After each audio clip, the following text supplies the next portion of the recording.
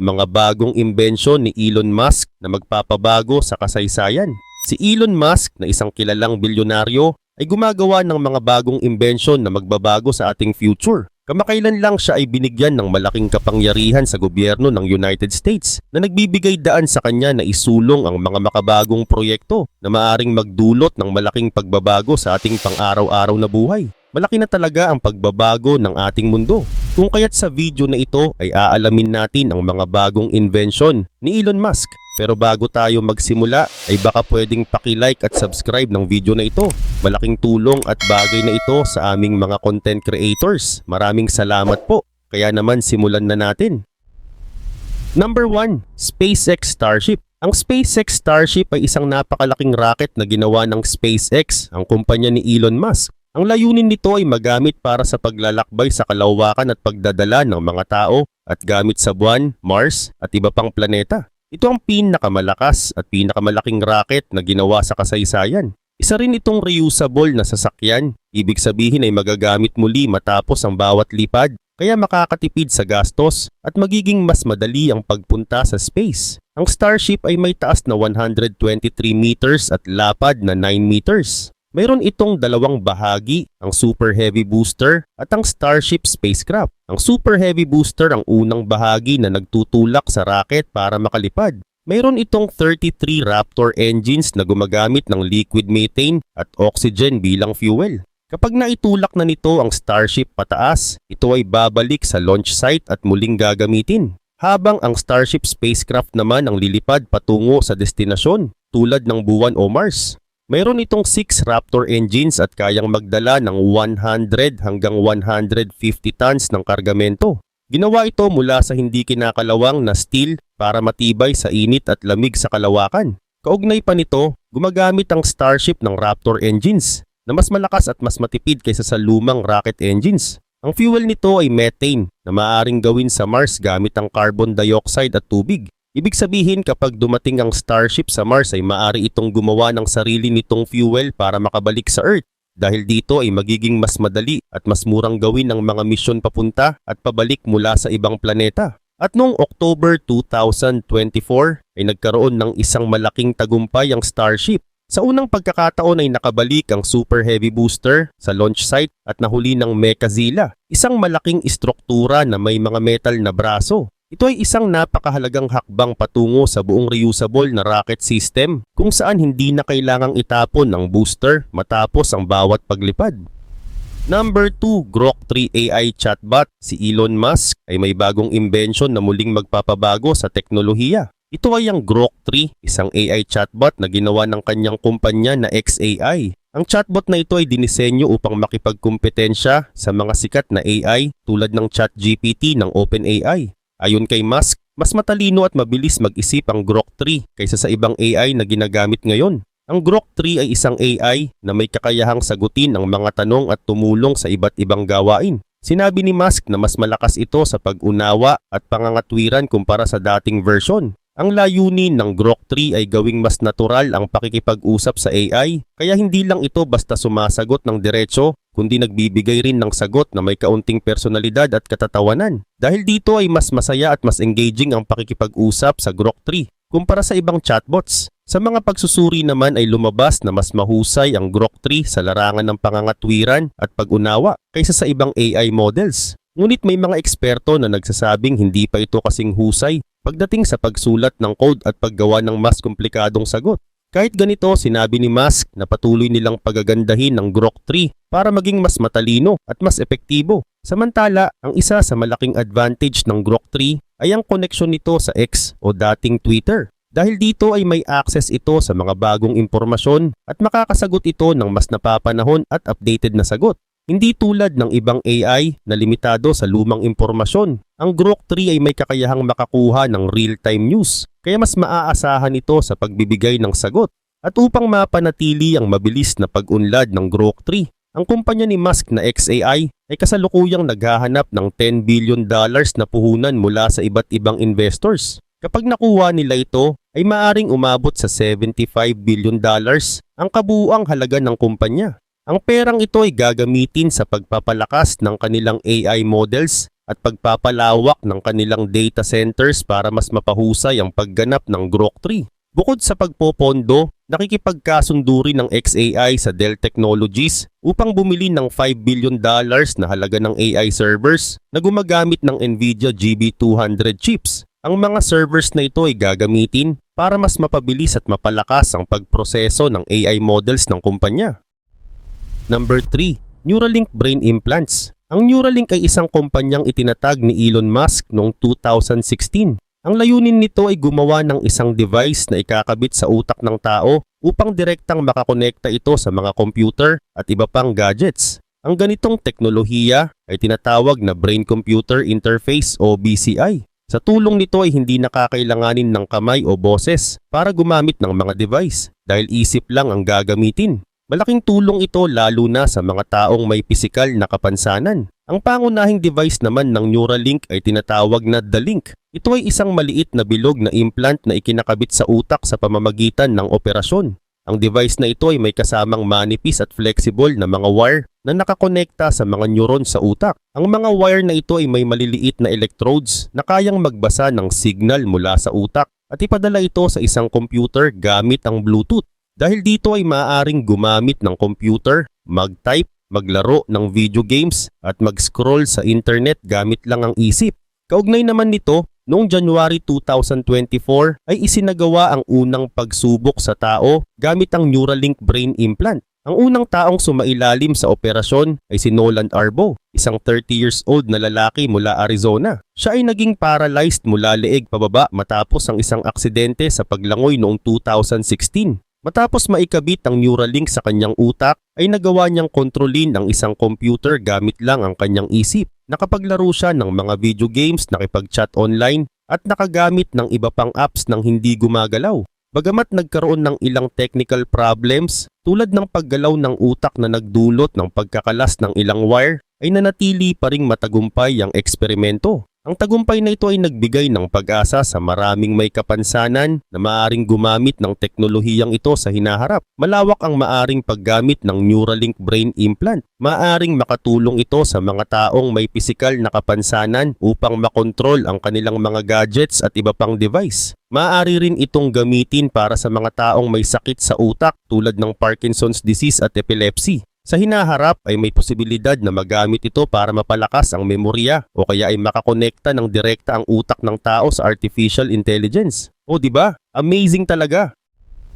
Number 4. Tesla Cybercab Robotaxi. Ang Tesla Cybercab na kilala rin bilang Robotaxi ay isang bagong sasakyan mula sa Tesla na kayang magmaneho ng walang driver. Isa itong self-driving na kotse, ibig sabihin kaya nitong gumalaw sa kalsada nang hindi kinakailangang kontrolin ng tao. Ang Cybercab ay wala ng manibela at mga pedal, kaya ibang-iba ito sa mga normal na sasakyan na ginagamit natin ngayon. Unang ipinakita ang Tesla Cybercab noong October 10, 2024 sa isang event na tinawag na We Robot sa Warner Bros. Studios, California. Sa event na ito ay may 20 prototype ng Cybercab ang ginamit para sa test rides ng mga dumalo. Ayon kay Elon Musk, CEO ng Tesla, plano nilang simulan ang produksyon nito bago matapos ang 2026. Noong 2019 ay sinabi ni Elon Musk na magkakaroon ng 1 milyong robotaxi sa mga kalsada bago matapos ang 2020. Pero hindi ito natupad dahil may mga pagsubok sa teknolohiya ng self-driving. Pero noong 2022 ay inihayag niya na gagawa ang Tesla ng isang sasakyan na walang manibela at pedal para maging isang ganap na robotaxi. Dahil dito ay napagdesisyonan ng Tesla na pagsamahin ng paggawa ng murang electric car at robotaxi sa iisang linya ng produksyon upang makatipid sa gastos. Samantala, kapansin-pansin naman ang disenyo ng Tesla Cybercab dahil kakaiba ito sa mga nakasanayang sasakyan. 2 upuan lang ito at may butterfly doors o pinto na bumubukas pa itaas. Wala itong manibela, pedal, likurang bintana at side mirrors. Minimalist din ang loob nito kaya walang masyadong kontrol. Sa likod ay may hatchback para sa kargamento. Dahil wala itong manibela at pedal ay hindi ito maaaring imaneho ng tao at buong-buo itong aasa sa AI para makagalaw. Para maging ligtas ang Tesla Cybercab ay gumagamit ito ng cameras at AI sa halip na LiDAR na ginagamit ng ibang self-driving na sasakyan. Number 5. Optimus Humanoid Robots. Ang Optimus ay isang humanoid robot na ginawa ng Tesla, isang kumpanya na pinamumunuan ni Elon Musk. Inilabas ito noong 2021 sa isang event na tinatawag na Tesla AI Day. Layunin nitong tumulong sa mga gawaing mahirap, paulit-ulit o delikado para sa tao. Gusto ng Tesla na maging kapaki-pakinabang ito sa iba't ibang industriya tulad ng pabrika, bahay at iba pang lugar kung saan kailangan ng katuwang sa trabaho. Ang Optimus ay may taas na 5 feet at 8 inches at may timbang na 125 pounds. Kaya nitong magbuhat ng hanggang 45 pounds at maglakad ng 5 miles per hour. Ginagamit nito ang parehong AI system na nasa mga Tesla na sasakyan. Dahil dito ay natututo ito mula sa paligid at nag-a-adjust sa sitwasyon. Meron itong advanced na mga sensor para makita at maunawaan ang mga bagay sa paligid nito. Ang mga kamay nito ay may 11 degrees of freedom, kaya kayang gawin ang maraming gawain tulad ng pagbuhat, paghawak at iba pang maliliit na kilos na kailangan sa trabaho. At noong September 2022 ay ipinakita ng Tesla ang unang version ng Optimus. Nakalakad ito sa stage habang may isang mas bagong version na gumalaw ng kamay at binti. Noong namang December 2023 ay inilabas ang Generation 2 na mas manipis, mas magaan at mas natural gumalaw. Sa paglabas ng bagong version ay nakita ang malaking pagbabago sa kakayahan ng humanoid robot na ito. Dagdag pa rito, ang Optimus ay may maraming gamit. Una, maaari itong gamitin sa mga pabrika para sa pagbubuhat ng mabibigat na bagay o paggawa ng paulit-ulit na trabaho. Pangalawa, maaari itong tumulong sa mga bahay para sa paglilinis, pagbuhat ng mga gamit o iba pang gawain. Pangatlo, maaari itong tumulong sa mga matatanda o may kapansanan sa pamamagitan ng pagbibigay ng gamot o pagsama sa kanila sa pang-araw-araw na gawain. Panghuli, maaari itong gamitin sa mga mapanganib na lugar tulad ng mga minahan, construction sites o rescue operations. Subalit noong October 2024 sa isang event na tinatawag na We Robot ay sinabi ni Elon Musk na ang presyo ng Optimus ay nasa $20,000 hanggang $30,000. Mas mura ito kaysa sa iniisip ng karamihan, kaya may posibilidad na maging abot kaya ito sa hinaharap. Number 6. Neuralink's Blind Sight Technology. Ang Neuralink ay isang kumpanya ni Elon Musk na gumagawa ng technology na kayang ikonekta ang utak ng tao sa computer. Isa sa bago nilang proyekto ay ang Blind Sight Technology na isang implant na maaaring makatulong sa mga bulag para makakita muli. Sa halip na gamitin ang mata at optic nerve ay ididiretso ng implant ang signal sa utak para makabuo ng paningin. Samantala, ang blind sight ay isang maliit na device na ikakabit sa utak, partikular sa visual cortex, ang bahagi ng utak na nagpoproseso ng paningin. Karaniwan ang mata ang tumatanggap ng liwanag at ipinapadala ito sa utak sa pamamagitan ng optic nerve. Pero kung nasira ang optic nerve ay hindi makakarating ang signal sa utak, kaya nagiging bulag ang isang tao. Ang blind sight ay isang paraan para malampasan ang problemang ito. Gagamit ito ng isang camera sensor para makakuha ng imahe at diretso itong ipadadala sa utak gamit ang electric signal. Dahil dito, kahit wala nang gumaganang mata o optic nerve, ay makakakita pa rin ng isang tao. Sa simula, ang paningin na mabubuo ng blind sight ay hindi pa malinaw. Para itong pixelated o parang graphics ng lumang video game. Pero habang lumilipas ang panahon ay maaaring mas gumanda ito sa pamamagitan ng mga update sa technology. Ayon kay Elon Musk, posible rin na mas gumanda pa ang kakayahan nito kaysa sa natural na mata ng tao. Halimbawa, maaaring makita ng mga gumagamit ng blind sight ang infrared at ultraviolet na hindi nakikita ng normal na mata. Kung mangyari ito, ay magiging malaking tulong ito hindi lang sa mga bulag, kundi pati na rin sa mga taong may normal na paningin na gustong palawakin ang kakayahan nilang makakita. Kaugnay pa nito, noong September 2024, ay kinilala ng US Food and Drug Administration ang blind sight bilang isang breakthrough device. Ibig sabihin, isa itong technology na may malaking potensyal, kaya bibigyan ito ng mas mabilis na proseso ng pag-approve. Ang ganitong klaseng technology ay hindi basta-basta pinapayagan dahil dumadaan ito sa maraming pag-aaral at eksperimento para matiyak na ligtas ito at epektibo. Number 7. The Boring Company's Underground Transportation Systems. Ang The Boring Company ay isang kumpanyang itinatag ni Elon Musk noong 2017. Ang layunin nito ay gumawa ng mabilis, ligtas at murang lagusan para sa transportasyon at kargamento. Isa sa mga dahilan kung bakit ito ginawa ay upang mabawasan ang matinding traffic sa mga lungsod at gawing mas mabilis at epektibo ang biyahe ng mga tao. Samantala, isa sa pinakamahalagang proyekto ng kumpanya ay ang loop system. Isa itong high-speed underground transportation system na gumagamit ng electric vehicles na dumadaan sa makikitid na lagusan. Hindi ito katulad ng subway dahil wala itong mga istasyon kung saan humihinto. Sa halip ay direkta nitong dinadala ang pasahero sa kanilang destinasyon. Kaya mas mabilis ang biyahe kumpara sa tradisyonal na tren o subway. Gayun din naman, noong 2021 ay natapos ang unang Las Vegas Convention Center Loop. May haba itong 1.7 miles at ginawa ito upang mapabilis ang paggalaw ng mga tao sa loob ng Las Vegas Convention Center. Kung dati ay umaabot ng 45 minutes ang paglalakad, ngayon ay maaring matapos ito sa loob ng 2 hanggang 3 minuto gamit ang loop. Dagdag pa rito dahil sa tagumpay ng proyekto ay lumawak ang plano ng kumpanya at upang mapabilis ang paghuhukay ng mga lagusan ay gumagamit ang The Boring Company ng isang makabagong tunnel boring machine na tinatawag na Prufrock. Kaya nitong maghukay ng hanggang 1 miles bawat linggo na mas mabilis kumpara sa ibang tunnel machines. Ito rin ay mas mabilis sa kanilang lumang version na Godot Plus. Number 8, Dubai Loop Tunnel System. Ang Dubai Loop Tunnel System ay isang bagong proyekto sa Dubai na ginagawa sa tulong ng The Boring Company ni Elon Musk. Layunin nitong gawing mas mabilis at mas maayos ang transportation sa lungsod. Magkakaroon ito ng mga underground tunnel kung saan tatakbo ang mga dekuryenteng sasakyan sa isang ligtas at mabilis na daanan. Ang proyektong ito ay ginawa upang bawasan ang traffic at gawing mas efficient ang biyahe ng mga tao sa Dubai. Samantala, ang Dubai Loop ay isang tunnel system sa ilalim ng lupa na may haba na umaabot sa 17 kilometers at may 11 stations sa unang yugto nito. Ang mga sasakyang tatakbo dito ay inaasahang aabot sa bilis na 160 kilometers bawat oras, kaya magiging mas mabilis ito kaysa sa bus o tren. Kaugnay pa nito, ang proyekto ay nag-umpisa dahil sa kasunduan sa pagitan ng The Boring Company at Roads and Transport Authority ng Dubai. Noong February 13, 2025 ay pumirma sila ng kasunduan sa World Government Summit kasama si Crown Prince ng Dubai, Sheikh Hamdan bin Mohammed bin Rashid Al Maktoum. Layunin ng kasunduang ito na pag-aralan kung paano ito maipapatupad sa ligtas at efficient na paraan. Gayun din naman, isa sa mga dahilan kung bakit ginagawa ang Dubai Loop ay upang bawasan ang traffic sa lungsod.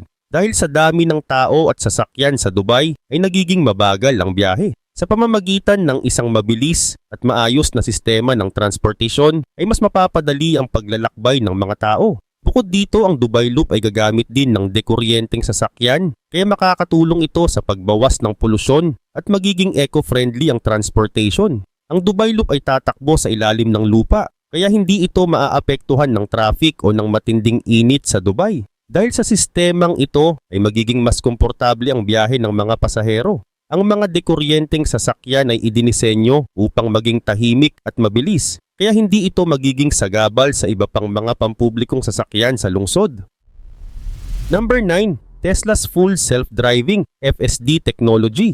Ang Tesla Full Self-Driving FSD ay isang makabagong technology na ginawa ng Tesla upang ang kanilang mga sasakyan ay makapagmaneho ng halos walang tulong mula sa tao. Pinamumunuan ito ni Elon Musk at ang Tesla ay may pangarap na gawing ganap na autonomous o self-driving ang kanilang mga kotse gamit ang artificial intelligence. Pero sa ngayon kahit may FSD na ay dapat pa ring may driver na nagbabantay upang maiwasan ang aksidente. Samantala, ang FSD ay may iba't ibang kakayahan na nagpapadali sa pagmamaneho. Kaya nitong magmaneho sa lungsod at highway, lumipat ng lane, huminto sa traffic light at stop sign at automatic na pumarada. Pero kahit maganda ang technology na ito, ay hindi pa ito 100% self-driving. Kailangan pa rin ng atensyon ng driver dahil maaaring magkamali ang sistema sa ilang sitwasyon sa kalsada. Ngunit sa nakalipas na mga taon ay maraming update ang ginawa ng Tesla sa FSD. Noong April 2024 ay inilabas nila ang FSD version 12.3.3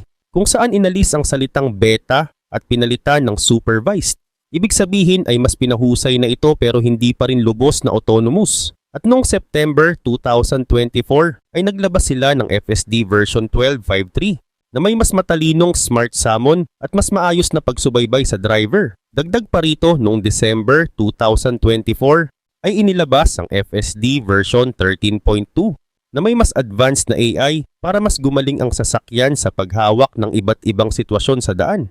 Bukod sa software updates ay pinahusay din ng Tesla ang kanilang hardware upang mas suportahan ang FSD. Kaya noong 2019 ay inilabas nila ang Hardware 3 HW3 na may kakayahang magproseso ng mas maraming data para sa self-driving.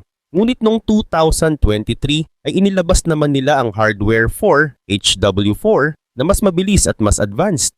Ngunit kahit may bagong hardware ay nakasalalay pa rin sa software ang tunay na kakayahan ng FSD. Subalit kahit patuloy na pinapaganda ng Tesla ang FSD ay may ilang aksidenteng naganap dahil dito.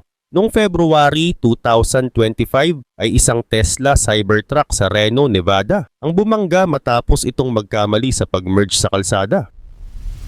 Number 10. Tesla's Energy Products. Si Elon Musk, ang CEO ng Tesla, ay patuloy na gumagawa ng mga makabagong produkto na makakatulong sa maraming tao. Isa sa pinakamahalagang proyekto niya ngayon ay ang Tesla Energy Products. Ang mga produktong ito ay ginawa para bigyan ang mga bahay at negosyo ng malinis, matipid at maasahang energies. Sa halip na umasa sa kuryente mula sa power companies, ay maaaring gumamit ng sariling kuryente mula sa araw at mag-imbak nito para magamit kahit kailan. Samantala, isa sa mga pangunahing produkto ng Tesla ay ang solar energy systems. May dalawang klase rin ito, ang Tesla Solar Panels at Tesla Solar Roof. Ang Tesla Solar Panels ay mga tradisyonal na solar panels na ikinakabit sa bubong ng bahay para makakuha ng kuryente mula sa sikat ng araw.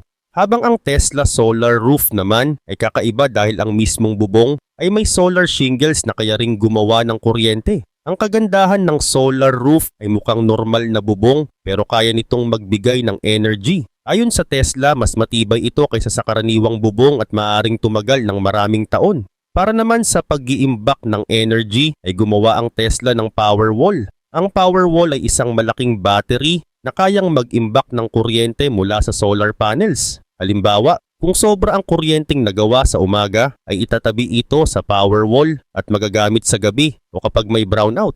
Ang Powerwall 2 ay may 13.5 kWh na capacity na sapat upang magbigay ng kuryente sa isang bahay ng ilang oras. Dahil dito ay hindi na kailangang umasa sa power companies at makakatipid pa sa bayarin sa kuryente. Bukod sa Powerwall ay meron ding mas malaking battery system na tinatawag na Megapack. Ito ay ginawa para sa malalaking negosyo at power plants. Ang isang Megapack ay may 3 MWh na capacity at ginagamit upang mag-imbak ng energy mula sa solar at wind power. Dahil dito kahit sa oras na walang sikat ng araw o mahina ang hangin ay may sapat pa ring supply ng kuryente. Malaking tulong ito sa mga lugar na madalas magka-brownout o may problema sa supply ng kuryente.